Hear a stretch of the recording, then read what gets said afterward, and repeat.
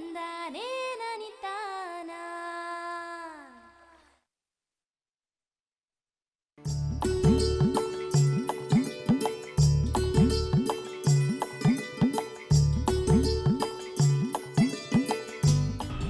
ರೈತ ಬಾಂಧವರಿಗೆಲ್ಲ ನಮಸ್ಕಾರ.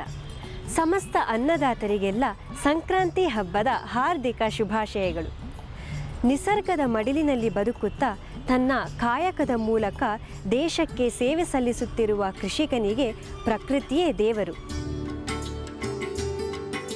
ಉಳುವ ಭೂಮಿ, ಗಾಳಿ, ನೀರು, ನೇಗಿಲಿನಂತಹ ಕೃಷಿ ಉಪಕರಣಗಳು, ತಾನು ಬೆಳೆಯುವ ಬೆಳೆ, ಸಾಕುವ ಪ್ರಾಣಿಗಳು, ಹೀಗೆ ಪ್ರತಿಯೊಂದು ದೈವ ಸ್ವರೂಪವೆಂಬ ಪೂಜ್ಯ ಭಾವನೆ ಅವನದು. ಕೃಷಿಕರ ಈ ಹಬ್ಬಗಳ ಆಚರಣೆಯೇ ನಮ್ಮ ಸಾಮಾಜಿಕ ಹಾಗೂ ಧಾರ್ಮಿಕ ಜೀವನದ ತಳಹದಿ. ಅಂತಹ ಒಂದು ಪ್ರಕೃತಿ ಪೂಜಿತ ಸುಗ್ಗಿಯ ಹಬ್ಬವೇ ಸಂಕ್ರಾಂತಿ.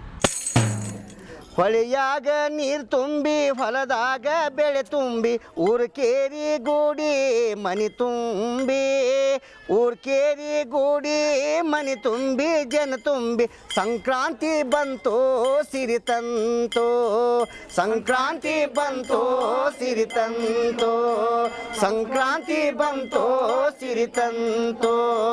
ಹೊಳೆಯಾಗ ನೀರು ತುಂಬಿ ಹೊಳೆಯಾಗ ನೀರು ತುಂಬಿ ಹೊಲದಾಗ ಬೆಳೆ ತುಂಬಿ ಊರ್ಕೇರಿ ಗೂಡಿ ಮನಿ ತುಂಬಿ ಊರ್ಕೇರಿ ಗೂಡಿ ಮನಿ ತುಂಬಿ ಜನ ತುಂಬಿ ಸಂಕ್ರಾಂತಿ ಬಂತು ಸಿರಿ ತಂತು ಸಂಕ್ರಾಂತಿ ಬಂತು ಸಿರಿ ತಂತು ಸಂಕ್ರಾಂತಿ ಬಂತು ಸಿರಿ ತಂತು. ಸಂಕ್ರಾಂತಿ ಹಬ್ಬದಾಗ ಸಂಭ್ರಮವು ಮಣಿಯಾಗ ಸಂಕ್ರಾಂತಿ ಹಬ್ಬದಾಗ ಸಂಭ್ರಮವು ಮಣಿಯಾಗ ದೇವೇಂದ್ರ ನೈಭೋಗ ಭೂಮ್ಯಾಗ ದೇವೇಂದ್ರ ನೈಭೋಗ ಕರೆಯಲ್ಲಿ ನೋಡುಬಾರ ಬೆಳೆದು ಬೀಳ್ಯಾಳೆ ಭೂಮಿ ತಾಯೇ ಬೆಳೆದು ಬೀಳ್ಯಾಳೆ ಬೆಳೆದು ಬೀಳ್ಯಾಳೆ ಭೂಮಿ ತಾಯೇ. ಭೂಮಿಯೋ ನಮ್ಮ ತಾಯಿ ತಂದೆಯೋ ಬಸವಣ್ಣ ಭೂಮಿಯೋ ನಮ್ಮ ತಾಯಿ ಭೂಮಿಯೋ ನಮ್ಮ ತಾಯಿ ತಂದೆಯೋ ಬಸವಣ್ಣ ಅವರಿತ್ತ ಸಿರಿಯೇ ನೋಡಬನ್ನಿ ಅವರಿತ್ತ ಸಿರಿಯೇ ನೋಡಬನ್ನಿ ಹಿಗ್ಗು ಮುಂದೆ ಹಿಗ್ಗ ಬಂದದ ಭೂಮ್ಯಾಗ ಸುಗ್ಗಿ ತಂದಾದ ಭೂಮ್ಯಾಗ. ಎಳ್ಳು ಬೆಲ್ಲವ ಕೊಟ್ಟು ಒಳ್ಳೊಳ್ಳೋರಾಗಿ ಬಾಳಿ ಎಳ್ಳು ಬೆಲ್ಲವ ಕೊಟ್ಟು ಒಳ್ಳೊಳ್ಳೋರಾಗಿ ಬಾಡಿ ಸಿರಿ ಸಂಪತ್ತೆಲ್ಲ ನಮಗಿರಲಿ ಸಿರಿ ಸಂಪತ್ತೆಲ್ಲ ನಮಗಿರಲಿ ಆ ಶಿವನ ನೀ ಮೈ ಮರೆತು ನಡಿಬ್ಯಾಡ ಶಿವನ ಮೈ ಮರೆತು ನಡಿಬ್ಯಾಡ. ರೈತ ಬಾಂಧವರೇ, ಈ ವರ್ಷದ ಬೆಳೆಗಳು ಚೆನ್ನಾಗಿ ಬರಲಿ. ನೀವು ಬೆಳೆದ ಬೆಳೆಗಳಿಗೆ ಒಳ್ಳೆಯ ಬೆಲೆ ಸಿಗಲಿ. ಸುಖ, ಸಂತೋಷ, ಆಯುರಾರೋಗ್ಯ, ಸಮೃದ್ಧಿ, ನೆಮ್ಮದಿ ಸಕಲವು ನಿಮ್ಮ ಕುಟುಂಬದಲ್ಲಿ ಸದಾ ನೆಲೆಸಲಿ ಎಂಬುದೇ ಕೃಷಿ ದರ್ಶನದ ಆಶಯ. ಎಳ್ಳು ಬೆಲ್ಲ ತಗೊಳ್ರಿ ಒಳ್ಳೆಯವರಾಗಿ ಬಾಡ್ರಿ ಒಳ್ಳೆಯವರಾಗಿ ಬಾಡ್ರಿ ಒಳ್ಳೆಯ ಮಾತನಾಡ್ರಿ ಒಳ್ಳೆಯದ ಮಾತನಾಡ್ರಿ.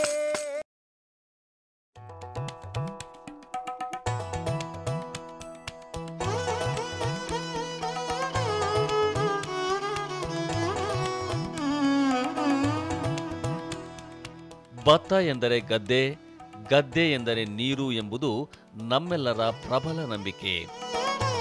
ಹಾಗಾಗಿ ಮೊದಲಿನಿಂದಲೂ ಈ ಬೆಳೆಗೆ ಹೆಚ್ಚಿನ ಪ್ರಮಾಣದ ನೀರು ಬಳಸಿ ಬೆಳೆಯಲಾಗುತ್ತಿದೆ. ಕಡಿಮೆ ನೀರು ಹಾಗೂ ಪರಿಕರಗಳನ್ನು ಬಳಸಿ ಉತ್ತಮ ಬೆಳೆ ತೆಗೆಯಬಹುದು ಎನ್ನುವುದಕ್ಕೆ ನಿದರ್ಶನ ಶ್ರೀ ಪದ್ಧತಿ. ಕಡಿಮೆ ನೀರಿನಲ್ಲಿ ಅಥವಾ ಮಿತವಾದ ನೀರಿನಲ್ಲಿ ಕಡಿಮೆ ಪರಿಕರಗಳನ್ನು ಬಳಸಿ ಹೆಚ್ಚು ಇಳುವರಿಯನ್ನು ಪಡೆಯುವಂಥ ಒಂದು ವಿನೂತನ ಪದ್ಧತಿಗೆ ಶ್ರೀ ಪದ್ಧತಿ ಅಂತ ಕರಿತೀವಿ. ನೀವು ಶ್ರೀ ಪದ್ಧತಿ ಅಂದ ತಕ್ಷಣ ಶ್ರೀ ಪದ್ಧತಿಯಲ್ಲಿ ಮುಖ್ಯವಾಗಿ ನಾವು ನೀರಿಗೆ ಹೆಚ್ಚಿಗೆ ಒತ್ತು ಕೊಟ್ಟರು ಇದರಲ್ಲಿ ಈ ಬಿತ್ತನೆ ಬೀಜ ಬಳಕೆಯಲ್ಲಿ ಭಾಳ ಕಡಿಮೆ ಪ್ರಮಾಣದಲ್ಲಿ ಬಿತ್ತನೆ ಬೀಜವನ್ನು ನಾವು ಬಳಕೆ ಮಾಡ್ತೇವೆ. ಅಂದರೆ 75-80% ಬಿತ್ತನೆ ಬೀಜದಲ್ಲಿ ಉಳಿತಾಯ ಆಗಿದೆ. ಅಂದರೆ ಎಕರೆಗೆ ಈ ಸಾಮಾನ್ಯ ಪದ್ಧತಿಯಲ್ಲಿ ಒಂದು ಎಕರೆಗೆ 25-30 kg ಬಿತ್ತನೆ ಬೀಜವನ್ನು ಬಳಸ್ತಾ ಇದ್ದಾರೆ ರೈತರು. ಅದೇ ನಾವು ಶ್ರೀ ಪದ್ಧತಿಗೆ ಹೋದಾಗ ಒಂದು ಎಕರೆಗೆ 2-3 kg ಬಿತ್ತನೆ ಬೀಜ ಬಳಸೋದು ಸಾಕಾಗ್ತದೆ. ಶ್ರೀ ಪದ್ಧತಿಯಲ್ಲಿ ಸಸಿ ಮಡಿ ಸಿದ್ಧತೆಗೆ ಕಡಿಮೆ ಸ್ಥಳಾವಕಾಶ ಬೇಕಾಗಿದ್ದು ಚಿಕ್ಕದಾದ ಸಸಿಗಳನ್ನು ನಾಟಿಗೆ ಬಳಸಬಹುದಾಗಿದೆ.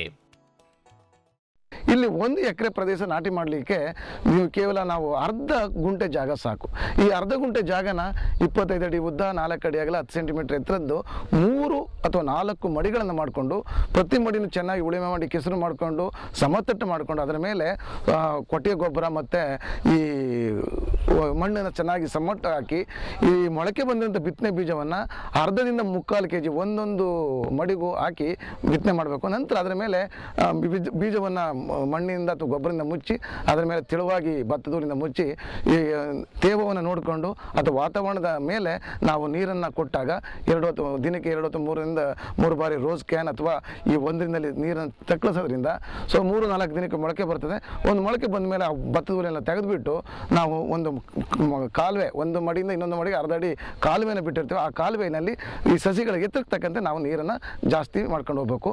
ಸೊ ಈಗ ಮಾಡಿದಾಗ ಸುಮಾರು ಇದು ಶ್ರೀ ಪದ್ಧತಿ ಮಾಮೂಲಿಯಾಗಿ ಅಂದರೆ ಒರಿಜಿನಲ್ ಅಂತಂದಾಗ 8 ದಿನದ ಸಸಿಗಳನ್ನು ನಾಟಿ ಮಾಡಲಿಕ್ಕೆ ನಾವು ಶಿಫಾರಸು ಮಾಡ್ತೀವಿ. ಆದರೆ ರೈತರಿಗೆ ಆ 8 ದಿನ ಪೈರನ್ನು ಕಿತ್ತು ನಾಟಿ ಮಾಡಲಿಕ್ಕೆ ಆಗಲ್ಲ. ಹಾಗಾಗಿ ನಾವು ಏನು ಮಾಡ್ತೀವಿ, ಅದನ್ನು ಮಾಡಿಫೈ ಮಾಡಿ 12ರಿಂದ 14 ದಿನದ ಪೈರನ್ನು ನೀವು ಮಾಡೋದ್ರಿಂದ 8 ಮತ್ತು 10 ದಿನದಲ್ಲಿ ಅಂಥ ವ್ಯತ್ಯಾಸಗಳನ್ನು ಕಾಣುವುದಿಲ್ಲ ಅಂತ ಹೇಳಿ ಈಗ ರೈತರು 12 ಅಥವಾ 14 ದಿನದ ಪೈರುಗಳನ್ನು ನಾಟಿ ಮಾಡ್ತಾರೆ. ಇಲ್ಲಿ ನಾಟಿ ವಿಧಾನ ಹೇಗೆ ಅಂತಂದರೆ, ಭೂಮಿಯನ್ನು ಚೆನ್ನಾಗಿ ಸಮತಟ್ಟು ಮಾಡಿಕೊಂಡು ಉಳುಮೆ ಮಾಡಿ ಕೆಸರು ಮಾಡಿಕೊಂಡು ಈ ಒಂದು ಸ್ವಲ್ಪ ಈ ಗೊರಸಂತ ಏನು ಅಂತೀವಿ, ಭೂಮಿ ಮೇಲೆ ಇರೋಂಥ ನೀರಿನೆಲ್ಲ ಗದ್ದೆಯಲ್ಲಿರೋಂಥ ನೀರನ್ನ ತೆಗೆದು ಈ ಮಾರ್ಕರ್ನ ಎಳೆದಾಗ ಮಾರ್ಕರಲ್ಲಿ 8 ಸಾಲು ಒಟ್ಟಿಗೆ ಬರ್ತದೆ.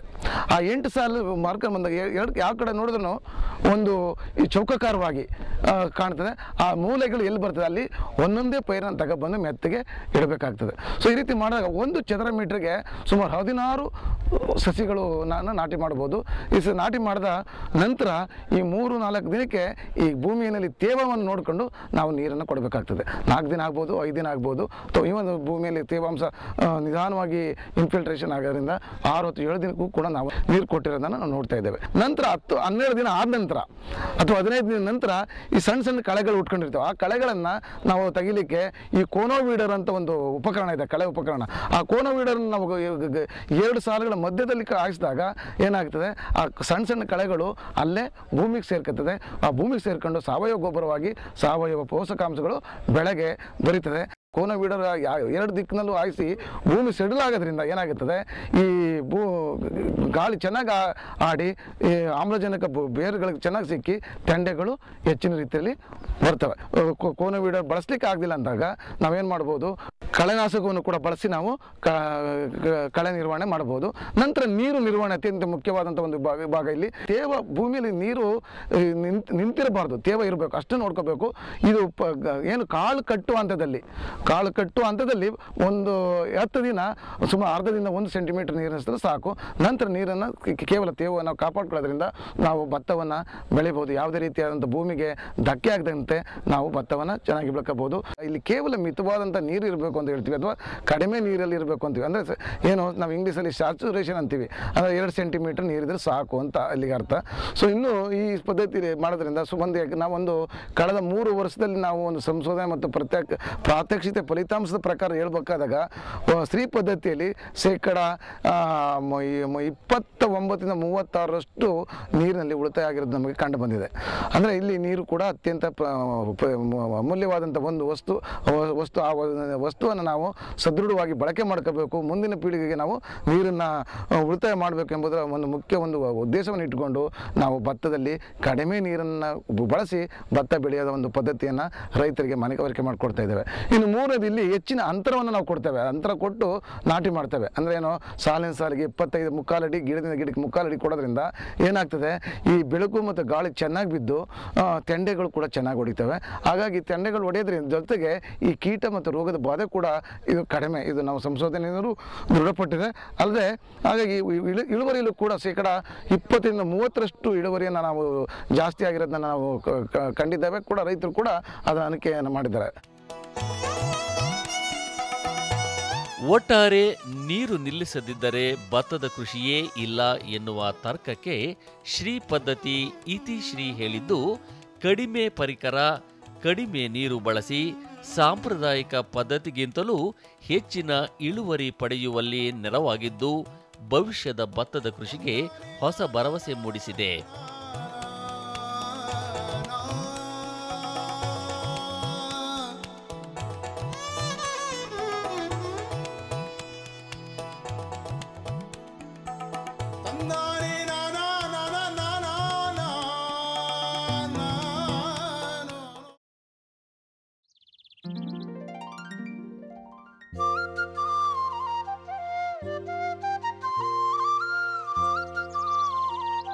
ಹಸುವಿನ ಹಾಲು ಮಾತ್ರವಲ್ಲದೆ ಗಂಜಲ ಮತ್ತು ಸಗಣಿ ಕೃಷಿಗೆ ಉಪಯುಕ್ತವಾದ್ದರಿಂದ ಹಸುಗಳನ್ನು ಕಾಮಧೇನು ಎಂದೇ ಕರೆಯಲಾಗಿದೆ. ರೈತ ಬಾಂಧವರು ಕೃಷಿಯ ಜೊತೆಗೆ ಹಸು, ಎಮ್ಮೆ, ಮೇಕೆಗಳನ್ನು ಸಾಕುವುದು ಸರ್ವೇ ಸಾಮಾನ್ಯ. ಆದರೆ ತಾಂತ್ರಿಕ ಶಿಕ್ಷಣ ಪಡೆದು ಮಹತ್ತರ ಗುರಿ ಸಾಧನೆಯತ್ತ ಹೊರಟಿದ್ದ ಚಿಕ್ಕಮಗಳೂರಿನ ಕೊಪ್ಪ ತಾಲೂಕು ಹಾಲುಮತ್ತೂರು ಗ್ರಾಮದ ಯುವಕ ಕಿರಣ್ ಕುಮಾರ್ ಅವರು ಜೀವನದ ಏರುಪೇರುಗಳಿಂದ ಮೇಲೆದ್ದು ಪ್ರಗತಿಪರ ರೈತರಾಗಿ ಪಶು ಸಂಗೋಪನೆಯಲ್ಲಿ ತೊಡಗಿರುವುದು ವಿಶೇಷ. ನಾನು ಎಲೆಕ್ಟ್ರಾನಿಕ್ಸ್ ಆ್ಯಂಡ್ ಕಮ್ಯುನಿಕೇಷನ್ನಲ್ಲಿ ಡಿಪ್ಲೊಮಾ ಮಾಡಿ ಕೆಲವು ವರ್ಷಗಳ ಕಾಲ ಬೇರೆ ಬೇರೆ ಕಡೆ ಕೆಲಸ ಮಾಡಿದ್ದೆ. ಎಜುಕೇಷನ್ ಟೈಮ್ನಲ್ಲೇ ಹೊಸದಾಗಿ ಯಾವ್ದಾದ್ರು ಪ್ರಾಜೆಕ್ಟ್ಗಳ ಬಗ್ಗೆ ತಿಳಿಯೋದು, ನಾನೇ ಪ್ರಾಜೆಕ್ಟ್ ಡಿಸೈನ್ ಮಾಡೋದು, ಅದರ ಬಗ್ಗೆ ತುಂಬ ಆಸಕ್ತಿ ಇತ್ತು. ಸೊ ನಾವು ಧರ್ಮಸ್ಥಳ ಧರ್ಮಾಧಿಕಾರಿ ಡಾಕ್ಟರ್ ಶ್ರೀ ವೀರೇಂದ್ರ ಹೆಗ್ಡೆ ಅವರ ಮಾರ್ಗದರ್ಶನದಲ್ಲಿ, ಅವರ ಆಶೀರ್ವಾದದಲ್ಲಿ ಅಬ್ದುಲ್ ಕಲಾಂ ಅವ್ರನ್ನ ಕಾಂಟ್ಯಾಕ್ಟ್ ಮಾಡಿ ನೀನು ಆ ಪ್ರಾಜೆಕ್ಟ್ಗಳ ಬಗ್ಗೆ ಅವರಿಗೆ ನೀನು ಮಾಹಿತಿಯನ್ನು ತಲುಪಿಸ್ತಾ ಇರು ಅಂತ ಹೇಳಿದರು. ಅದೇ ರೀತಿ ಅವರ ಜೊತೆಗೆ ಕಾಂಟ್ಯಾಕ್ಟ್ ಬೆಳೀತು. ನೆಟ್ಟಲ್ಲಿ ಅವ್ರ ಜೊತೆಗೆ ಚಾಟ್ ಮಾಡೋದು, ಅವರ ಭಾಷಣಗಳನ್ನು ಕೇಳೋದು, ಅದನ್ನು ಸಮಯ ಸಿಕ್ಕಾಗೆಲ್ಲ ಮಾಡ್ತಾಯಿದ್ದೆ. ಅದರೊಂದು ಆಕ್ಸಿಡೆಂಟಿನ ಹಳೆ ಅದು ರಿಲ್ಯಾಪ್ಸ್ ಆದದ್ರಿಂದ ಅನಿವಾರ್ಯವಾಗಿ ನಾನು ಅಲ್ಲಿ ಆ ಕಂಪ್ನಿಯ ಕೆಲಸಗಳನ್ನ ಅಥವಾ ನನ್ನ ಎಲೆಕ್ಟ್ರಾನಿಕ್ ಪ್ರೊಡಕ್ಷನನ್ನು ನಿಲ್ಲಿಸುವ ಸಂದರ್ಭ ಒದಗಿ ಬಂತು. ಅನಿವಾರ್ಯವಾಗಿ ನಾನು ಟ್ರೀಟ್ಮೆಂಟಿಗೆ ಅಂತ ಮನೆಗೆ ಬಂದಾಗ ಸುಮ್ಮನೆ ಇರೋದಕ್ಕೆ ಸ್ವಲ್ಪ ಕಷ್ಟ ಆಯಿತು. ಆದ್ದರಿಂದ ಒಂದು ಕ್ಷೇತ್ರದಲ್ಲಿ ಸಾಧನೆ ಮಾಡೋಕ್ಕಾಗದಿದ್ರೆ ಏನಾಯ್ತಂತೆ, ಇಲ್ಲಿ ಮನೆಯಲ್ಲೇ ಏನಾದ್ರು ಸಾಧನೆ ಮಾಡೋಣ ಅನ್ನೋ ಅಂದಾಜಿನಲ್ಲಿ ಮನೆಯಲ್ಲೇ ಇದ್ದ ಹಸುಗಳ ನಾನು ಬಳಸಿಕೊಂಡು ಸ್ವಲ್ಪ ಹಾಲನ್ನು KMF ಸೊಸೈಟಿಗೆ ಹಾಕೋದ್ರಿಂದ ಪ್ರಾರಂಭ ಮಾಡಿದೆ. ಮೊದಲು 2 ಹಸುಗಳಿಂದ ಪ್ರಾರಂಭ ಮಾಡಿದ ಡೈರಿ ಈಗ 6 ಹಸುಗಳಿದ್ದಾವೆ ನಮ್ಮ ಹತ್ರ. ಪಶುವೈದ್ಯರ ಸಲಹೆ ಸಹಾಯದ ಮೇರೆಗೆ ಹೈನುಗಾರಿಕೆಯಲ್ಲಿ ತೊಡಗಿರುವ ಕಿರಣ್ ಕುಮಾರ್ ವರ್ಷ ಪೂರ್ತಿ ಸ್ಥಿರ ಆದಾಯ ಬರುವಂತೆ ಪ್ರತಿ 2 ತಿಂಗಳಿಗೊಮ್ಮೆ 1 ಹಸು ಕರು ಹಾಕುವಂತೆ ವ್ಯವಸ್ಥೆ ಮಾಡಿಕೊಂಡಿದ್ದಾರೆ. ವರ್ಷದ ಎಲ್ಲ ಕಾಲದಲ್ಲೂ ಒಂದೇ ರೀತಿಯಾಗಿ ನಮಗೆ ಹಾಲಿನ ಇಳುವರಿ ಬರಬೇಕು. ಆಗ ಮಾತ್ರ ನಮ್ಮ ಎಲ್ಲ ಖರ್ಚು ಹೋಗಿ ನಿವ್ವಳ ಆದಾಯ ಒಂದೇ ಥರ ಇರೋದಕ್ಕೆ ಸಾಧ್ಯ. ಅದಲ್ಲದೆ ವರ್ಷದ ಒಂದು ಸರಿ ಎಲ್ಲ ಹಸುಗಳು ಕರು ಹಾಕಿದ್ದಾವೆ, ಒಂದು ಸರಿ ಎಲ್ಲವೂ ಬಿಡಿಸ್ಕೊಂಡಿದ್ದಾವೆ ಅಂತಾದರೆ ಆದಾಯದಲ್ಲಿ ವ್ಯತ್ಯಾಸ ಆಗುತ್ತೆ. ಡೈರಿಯನ್ನು ಮೇಂಟೈನ್ ಮಾಡೋದೇ ಕಷ್ಟ ಅನ್ನೋ ಸ್ಥಿತಿ ಬರುತ್ತೆ. ಆದ್ದರಿಂದ ಡಾಕ್ಟರ್ ಸಲಹೆಯಂತೆ ಪ್ರತಿ 2 ತಿಂಗಳಿಗೆ ಒಮ್ಮೆ 1 ಹಸು ಕರು ಹಾಕುವ ಹಾಗೆ ನಾವು ಮಾಡ್ತಾಯಿದ್ದೀವಿ. ಅಂದರೆ ಸರಾಸರಿಯಾಗಿ ಪ್ರತಿ ಹಸುವು ಪ್ರತಿ ವರ್ಷವೂ ಒಂದೊಂದು ಕರುವನ್ನು ಕೊಡ್ತಾ ಬರುತ್ತೆ. ಕರುಗಳ ಲಾಲನೆ ಪಾಲನೆಯೂ ಹಾಗೆ. ನಮ್ಮಲ್ಲಿ ಈಗ 6 ಹಸುಗಳಿರೋದ್ರಿಂದ ವರ್ಷದಲ್ಲಿ 2 ಕರುಗಳನ್ನು ನಾವೇ ಇಲ್ಲಿ ದೊಡ್ಡ ಮಾಡಿ ಹಸುವಾಗಿ ಮಾಡ್ಕೊಳ್ತಾ ಇದ್ದೀವಿ. ಅದಕ್ಕಿಂತ ಜಾಸ್ತಿ ಮಾಡೋದ್ರಿಂದ ನಮ್ಮ ಬಂದ ಆದಾಯವನ್ನು ಪೂರ ಕರುಗಳ ಮೇಲೆ ಇನ್ವೆಸ್ಟ್ಮೆಂಟ್ ಮಾಡಬೇಕಾಗತ್ತೆ. ಅದರಿಂದ ನಮ್ಮ ಎಷ್ಟು ಹಸುಗಳ ಕೆಪಾಸಿಟಿ ಎಷ್ಟಿದೆ ನೋಡಿ ಅದಕ್ಕೆ ಪೂರಕವಾಗಿ ಕರುಗಳನ್ನು ಸಾಕ್ತಾ ಬರ್ತಾ ಇದ್ದೀವಿ. ರಾಸುಗಳ ಆರೋಗ್ಯ ಕಾಪಾಡಲು ಕಾಲಕಾಲಕ್ಕೆ ಸೂಕ್ತ ಲಸಿಕೆಗಳನ್ನು ಕೊಡಿಸುವುದು ಮಹತ್ವದ ವಿಷಯ ಎಂಬುದು ಕಿರಣ್ ಅವರ ಅನುಭವ. ಮುಖ್ಯವಾಗಿ ಹೈನುಗಾರಿಕೆಯಲ್ಲಿ ನಾವು ಗಮನಿಸಬೇಕಾಗಿದ್ದು ಒಂದು ವ್ಯಾಕ್ಸಿನೇಷನ್. ಕಾಲುಬಾಯಿ ಜ್ವರಕ್ಕೆ ಅಥವಾ ಈ ಮಳೆಗಾಲದಲ್ಲಿ ನಾವು ಆಡು ಭಾಷೆಯಲ್ಲಿ ಥಂಡಿ ಕಾಯಿಲೆ ಅಂತ ಏನು ಕರಿತೀವಿ, ಅದನ್ನು HS ಅಂತ ಹೇಳ್ತಾರೆ. ಅದಕ್ಕೆ ಬೇಕಾದಂಥ ವ್ಯಾಕ್ಸಿನೇಷನನ್ನು ಮತ್ತು ಕರು ಹಾಕುವ 1.5 ತಿಂಗಳ ಮುಂಚೆ ತಾಯಿ ಮತ್ತು ಮಗುವಿನ ಆರೋಗ್ಯಕ್ಕೆ ಏನೇನು ನಾವು ಮೆಡಿಸಿನ್ ಮಾಡಿರಬೇಕು. ಕರು ಹುಟ್ಟಿದ ತಕ್ಷಣ ಅದು ತಾಯಿ ಹಾಲನ್ನು ಕುಡಿಸೋದ್ರಿಂದ ಹಿಡಿದು ಅದು ಹುಕ್ಕಳು ಬಳ್ಳಿ ಕಟ್ ಮಾಡೋದು, ಅದಕ್ಕೆ ಬೇಕಾದಂಥ ಕ್ರಿಮಿನಾಶಕ ಔಷಧಿಗಳನ್ನು ಬಳಸೋದು, ಆ ರೀತಿಯಾಗಿ ವ್ಯಾಕ್ಸಿನೇಷನ್ಗೆ ಹೆಚ್ಚು ಗಮನ ಕೊಡಬೇಕಾಗತ್ತೆ. ರಾಸುಗಳಿಗೆ ಅವುಗಳ ಗಾತ್ರ, ತೂಕ, ವಯಸ್ಸು ಮತ್ತು ಅವು ನೀಡುವ ಹಾಲಿನ ಪ್ರಮಾಣ ಆಧರಿಸಿ ವೈದ್ಯರ ಸಲಹೆ ಮೇರೆಗೆ ನಿಯತ ಅಂತರದಲ್ಲಿ ಶುಚಿಯಾದ ಆರೋಗ್ಯವಂತ ಆಹಾರ ನೀಡುವುದು ಮಹತ್ವದ ಅಂಶ ಎನ್ನುತ್ತಾರೆ ಕಿರಣ್. ಒಟ್ಟು ದಿನದ ಆಹಾರದ ಪ್ರಮಾಣವನ್ನು 3 ಭಾಗ ಮಾಡಿ ಬೆಳಿಗ್ಗೆ, ಮಧ್ಯಾಹ್ನ ಮತ್ತು ಸಂಜೆ ಅಂತ ಕೊಡ್ತಾ ಇದ್ದೀವಿ. ಆಹಾರವನ್ನು ಕೊಡುವಾಗ ಇಲ್ಲಿ ಮಲೆನಾಡಿನಲ್ಲಿ ಮುಖ್ಯವಾಗಿ ಗಮನಿಸಬೇಕಾಗಿರೋದು, ಈ ಮಳೆಯಲ್ಲಿ ಒದ್ದೆ ಆದಂಥ ಆಹಾರದಲ್ಲಿ ಫಂಗಸ್ ಅಂತ ಡೆವಲಪ್ ಆಗಿರುತ್ತೆ. ಅದರಲ್ಲಿ ಡಾಕ್ಟರ್ ಹೇಳೋದು ಅಫ್ಲಟಾಕ್ಸಿನ್ ಅನ್ನುವ ಒಂದು ವಿಷವಸ್ತು ಇರುತ್ತೆ. ಅದು ಹಸುವಿನ ದೇಹದ ಸೇರಿದರೆ ಆಹಾರದ ಮೂಲಕ ಕ್ರಮೇಣವಾಗಿ ಬೇರೆ ಬೇರೆ ರೀತಿಯ ಕಾಯಿಲೆಗಳಿಗೆ ಅನುವು ಮಾಡಿಕೊಡುತ್ತೆ. ಅದರಿಂದ ಕೊಡುವ ಆಹಾರ ಶುಚಿಯಾಗಿರೋದ್ರ ಬಗ್ಗೆ ನಾವು ತುಂಬ ಗಮನ ಹರಿಸಬೇಕಾಗತ್ತೆ.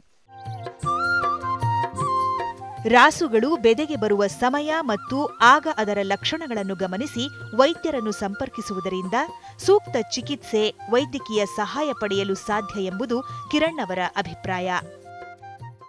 ಒಂದು ಹಸು ಎಲ್ಲ ಹಸುಗಳಿಗೂ ಸಹ ಬೆದೆಗೆ ಬಂದ ಲಕ್ಷಣಗಳು ಒಂದೇ ಥರ ಇರೋದಿಲ್ಲ. ನಾವು ಆ ಹಸುವಿನ ಜೊತೆಯಲ್ಲೇ ಇದ್ದು ಅವು ಯಾವ ರೀತಿ ಲಕ್ಷಣವನ್ನು ಸೂಚಿಸ್ತವೆ ಅಥವಾ ಅವು ಆಹಭಾವಗಳು ಆಗ ವರ್ತನೆ ಹೇಗಿರುತ್ತೆ ಅನ್ನೋದನ್ನು ಗಮನಿಸಿ ಡಾಕ್ಟ್ರಿಗೆ ಹೇಳಿ ಆ ನಂತರ ಅದಕ್ಕೆ ಪರೀಕ್ಷೆಗೆ ಬೇಕಾದ ಚಿಕಿತ್ಸೆಗೆ ವ್ಯವಸ್ಥೆಯನ್ನು ಮಾಡಬೇಕಾಗತ್ತೆ. ಅದರಿಂದ ನಾವು ಎಷ್ಟರ ಮಟ್ಟಿಗೆ ಹಸುವನ್ನು ಗಮನಿಸಿದ್ದೀವಿ ಅನ್ನೋದು ಯಾವುದೇ ಪಶುವೈದ್ಯಾಧಿಕಾರಿಗಳಿಗೆ ಅವರಿಗೆ ಚಿಕಿತ್ಸೆ ಕೊಡೋದಕ್ಕೆ ಸಹಕಾರಿಯಾಗುತ್ತೆ. ನಾವು ಎಷ್ಟೇ ಡಾಕ್ಟ್ರನ್ನು ತಗೊಂಡು ಮೆಡಿಸಿನ್ ಮಾಡಿದ್ರೂ ಕೂಡ ಸ್ವಚ್ಛತೆ ಬಹು ಮುಖ್ಯವಾಗುತ್ತೆ. ನಾವಿಲ್ಲಿ ಹಾಲು ಕರೆಯೋದಕ್ಕೆ ಮಿಷನನ್ನು ಬಳಸ್ತಾ ಇದ್ದೀವಿ, ಮ್ಯಾನ್ಯುವಲ್ ಆಪ್ರೇಟೆಡ್. ಇದರಲ್ಲಿ ಪ್ರತಿ ಹಸುವಿಗೂ ಸಹ ಹಾಲು ಕರೆದಾದ ನಂತರ ಪೊಟ್ಯಾಷಿಯಂ ಪರ್ಮಾಂಗನೇಟಿಂದ ನಾವು ಕೆಚ್ಚಲನ್ನು ಸ್ವಚ್ಛಗೊಳಿಸ್ತೀವಿ. ನಂತರ ಸಂಪೂರ್ಣ ಯಂತ್ರವನ್ನು ಹಾಲು ಕ್ಯಾನ್ಗಳನ್ನು ಎಲ್ಲವನ್ನೂ ಪೊಟ್ಯಾಷಿಯಂ ಪರ್ಮಾಂಗನೇಟಿಂದ ಸ್ವಚ್ಛಗೊಳಿಸ್ತೀವಿ. ಇದರಿಂದ ಏನಾಗುತ್ತೆ ಅಂದರೆ ಒಂದು ವೇಳೆ ಒಂದು ಹಸುವಿಗೆ ಏನಾದರೂ ಕೆಚ್ಚಲಲ್ಲಾಗಲಿ ದೇಹದಲ್ಲಿ ಆಗಲಿ ಯಾವುದೇ ಇನ್ಫೆಕ್ಷನ್ ಇದ್ದರೆ ಅದು ಇನ್ನೊಂದಕ್ಕೆ ಅಟ್ಯಾಕ್ ಆಗೋದು, ಅದರಿಂದ ಕಾಯಿಲೆ ಉಲ್ಬಣ ಆಗುವ ಸ್ಥಿತಿ ಸ್ವಲ್ಪ ಅವಾಯ್ಡ್ ಆಗುತ್ತೆ. ಹಾಲನ್ನು ನಾವಿಲ್ಲಿ ಹತ್ತಿರದಲ್ಲೇ ಇರುವ KMF ಸೊಸೈಟಿ ರಾಮಕೃಷ್ಣಪುರ ಹಾಲು ಉತ್ಪಾದಕರ ಸಹಕಾರ ಸಂಘಕ್ಕೆ ಹಾಕ್ತಾ ಇದ್ದೀವಿ. ನಮಗೆ ಆ ಸರಾಸರಿ ದಿನದಲ್ಲಿ ಒಂದು 80ರಿಂದ 85 ಲೀಟ್ರ್ ವರ್ಷದ ಎಲ್ಲ ಕಾಲದಲ್ಲೂ ಬರುತ್ತೆ. 85 ಲೀಟ್ರ್ ಹಾಲನ್ನ ಅಂದರೆ ಸರಾಸರಿ 1 ಲೀಟ್ರ್ ಹಾಲಿಗೆ ನಮಗೆ 10ರಿಂದ 12 ರೂಪಾಯಿ ನಿವ್ವಳ ಆದಾಯ ಸಿಗುತ್ತೆ. ನಮ್ಮ ಎಲ್ಲ ಖರ್ಚು ಹೋಗಿ ಹಾಲಿನಿಂದ ಸರಾಸರಿ 1,000 ರೂಪಾಯಿ ಹಾಗೆ ಇದೆ.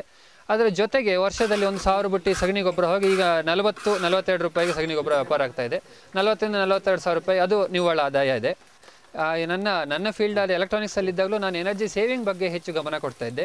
ಇಲ್ಲಿ ಕೂಡ ನಾನು ಅದನ್ನೇ ಬಳಸ್ತಾ ಇದ್ದೀನಿ. ಒಬ್ಬ ಮನುಷ್ಯ ಒಂದು ದಿನದಲ್ಲಿ ಸಹಜವಾಗಿ ಎಷ್ಟು ಕೆಲಸ ಮಾಡ್ಬೋದೋ ಅವನು ಅಷ್ಟೇ ಶ್ರಮವನ್ನು ಬಳಸಿ ಅದಕ್ಕಿಂತ ಜಾಸ್ತಿ ಕೆಲಸವನ್ನು ಪಡೆಯಬೇಕು ಅನ್ನೋದು ನನ್ನ ಉದ್ದೇಶ. ಆದ್ದರಿಂದ ನಾನಿಲ್ಲಿ ಇದರ ಕೊಟ್ಟಿಗೆ ಒಳಗಡೆ ಯಂತ್ರಗಳನ್ನು ಹೆಚ್ಚಾಗಿ ಬಳಸ್ತಾ ಇದ್ದೀನಿ. ಮತ್ತು ಸಗಣಿ ಶೇಖರ ಮಾಡೋದಕ್ಕೂ ಅಷ್ಟೇ ಕೊಟ್ಟಿಗೆ ಪಕ್ಕದಲ್ಲೇ ಬಯೋಡೈಜೆಸ್ಟನ್ನು ಮಾಡಿಕೊಂಡು ಅದನ್ನು ಇಲ್ಲಿಂದನೇ ಎತ್ತಿ ಹಾಕಿ ಅದು ದೂಡಿದರೆ ತುಂಬ ಸುಗಮವಾಗಿ ಅದು ಹೋಗಿ ಅಲ್ಲಿ ಶೇಖರವಾಗಬೇಕು. ಆ ರೀತಿ ವ್ಯವಸ್ಥೆಯನ್ನು ಮಾಡ್ಕೊಂಡಿದ್ದೀನಿ. ಮತ್ತು ಗೋಬರ್ ಗ್ಯಾಸಿಗೆ ಸಗಣಿ ಕದರೋದಕ್ಕೂ ಅಷ್ಟೇ ಕೊಟ್ಟಿಗೆ ಪಕ್ಕದಲ್ಲೇ ಗೋಬರ್ ಗ್ಯಾಸ್ ಪ್ಲಾಂಟ್ ಮಾಡಿಕೊಂಡು ಒಂದೇ ಪೈಪ್ಲೈನಿಂದ ತುಂಬ ಪ್ರೆಷರಲ್ಲಿ ನೀರು ಬಿಟ್ಟರೆ ಸಗಣಿ ಕದರುವ ಕೆಲಸವು ತುಂಬ ಸುಗಮವಾಗಿ ಆದಷ್ಟು ಕಮ್ಮಿ ಶ್ರಮದಲ್ಲಿ ಆಗಬೇಕು ಅನ್ನುವ ವ್ಯವಸ್ಥೆಯನ್ನು ನಾನೆಲ್ಲಿ ಮಾಡ್ಕೊಂಡಿದ್ದೀನಿ.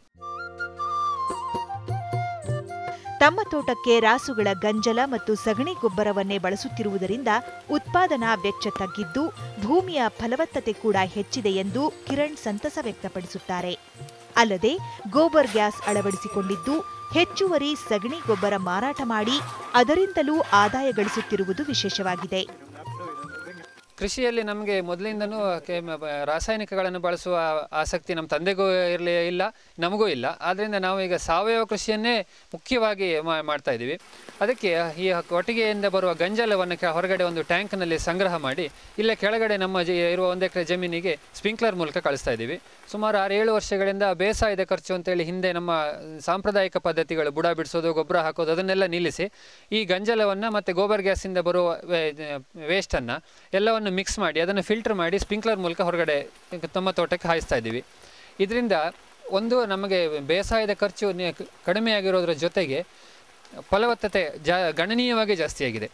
ಜೊತೆಗೆ ನ್ಯಾಚುರಲ್ ಆಗಿ ನಾವು ಜಮೀನನ್ನು ಹಾಗೆ ಬಿಟ್ಟಿರೋದ್ರಿಂದ ಈ ಪ್ರಕೃತಿ ಸಹಜ ಜೀವಿಗಳಾದ ಏಡಿ, ಒರಲೆ, ಎರೆಹುಳ, ಇರುವೆ ಇಂಥ ವಸ್ತುಗಳು ಭೂಮಿಯ ಮೇಲೆ ಕೆಳಗೆ ಪದೇ ಪದೇ ಓಡಾಡಿ ಭೂಮಿಯಲ್ಲಿ ಒಂದು ರೀತಿ ರಂಧ್ರವನ್ನು ಸೃಷ್ಟಿ ಮಾಡಿದ್ದೇವೆ ಅನ್ನೋ ನಮ್ಮ ಅನುಭವ. ಇದರಿಂದ ಮಣ್ಣು ತೊಳೆದೋಗೋದು ಕಡಿಮೆ ಆಗಿರೋದ್ರ ಜೊತೆಗೆ ತೋಟದ ಮಧ್ಯದಲ್ಲೇ ಇರುವ ನಮ್ಮ ಬಾವಿಯಲ್ಲಿ ನೀರಿನ ಪ್ರಮಾಣ ಗಣನೀಯವಾಗಿ ಹೆಚ್ಚಿದೆ. ಮುಂಚೆ 10ರಿಂದ 12 ಅಡಿ ಇರ್ತಾ ಇರೋದು ಈಗ 16ರಿಂದ 18 ಅಡಿಯವರೆಗೆ ನೀರು ನಿಲ್ತಾ ಇದೆ. ಅಂದರೆ ಇದರ ಅರ್ಥ ನೀರು ತೊಳೆದು ಹೋಗುವುದರ ಬದಲಿಗೆ ಅಂತರ್ಜಲ ಹೆಚ್ಚಾಗ್ತಾ ಇದೆ. ಉಪ ಉತ್ಪನ್ನವಾಗಿ ಸಗಣಿ ಗೊಬ್ಬರವನ್ನು ಮಾಡ್ತಾ ಇದ್ದೀವಿ. ಇದರಿಂದನೂ ವರ್ಷದಲ್ಲಿ ಒಂದು ಉತ್ತಮ ರೀತಿಯ ಆದಾಯವೇ ಇದೆ.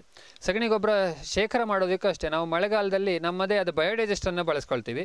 ಬೇಸಿಗೆಯಲ್ಲಿ ಹೊರಗಡೆ ಸಗಣಿ ಗೊಬ್ಬರವನ್ನು ಶೇಖರ ಮಾಡಿ ಬಯೋಡೈಜೆಸ್ಟನ್ನು ಅದರ ತೋಟದಕ್ಕೆ ನೀರು ಹಾಯಿಸೋದಕ್ಕೆ ಬಳಸ್ತಾ ಇದ್ದೀವಿ.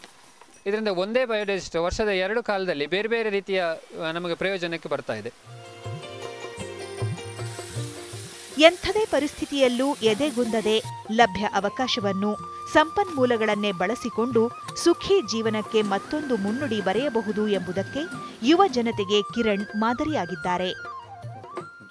ನಾವು ಒಂದು ಸರಿ ನಮ್ಮ ಕ್ಷೇತ್ರದಿಂದ ಹೊರಗೆ ಬಂದಾಗ ಸ್ವಲ್ಪ ಮಾನಸಿಕವಾಗಿ ಕುಗ್ಗಿದ್ದು ನಿಜ. ಆದರೆ ಇದರಲ್ಲಿ ದಿನದಿಂದ ದಿನಕ್ಕೆ ನಮ್ಮ ಶ್ರಮಕ್ಕೆ ಪ್ರತಿಫಲ ಸಿಗ್ತಾ ಬಂದಾಗ ಅದು ಕಡಿಮೆ ಆಯಿತು. ಈಗ ಇದರಲ್ಲಿ ಆತ್ಮವಿಶ್ವಾಸ, ಸ್ವಾಭಿಮಾನ ಜೊತೆಗೆ ನಮ್ಮ ನಿವ್ವಳ ಆದಾಯ ಹೆಚ್ಚಿರೋದ್ರಿಂದ ಸ್ವಲ್ಪ ಸಮಯ ಇದನ್ನೇ ಬಲವಾಗಿ ನಡೆಸ್ಕೊಂಡು ಹೋಗಿ ಇದರ ಜೊತೆಗೆ ಒಂದು ಹವ್ಯಾಸ ಅನ್ನೋ ಹಾಗೆ ಬೇರೆ ನಮ್ಮ ಎಲೆಕ್ಟ್ರಾನಿಕ್ಸ್ ಫೀಲ್ಡನ್ನು ಇಟ್ಟುಕೊಳ್ಳೋಣ, ಅದು ಬರೀ ಹವ್ಯಾಸವಾಗಿ ಇಟ್ಟುಕೊಳ್ಳೋಣ ಅನ್ನುವ ನಿರೀಕ್ಷೆಯಲ್ಲಿದ್ದೇನೆ. ಅಂದರೆ ನಮ್ಮ ಹಾಗೇನೆ ಯುವಕರಿಗೆ ನಾನು ಹೇಳೋದೇನು ಅಂದರೆ, ಈ ಹಳ್ಳಿಯಲ್ಲಿ ಸಾಧನೆ ಮಾಡೋಕ್ಕಾಗೋದಿಲ್ಲ ಅನ್ನೋದು ಸುಳ್ಳು. ಯಾಕಂದರೆ ಇದು ನನ್ನ ಅನುಭವ. ಹಳ್ಳಿಯಲ್ಲಿದ್ದು ಒಬ್ಬ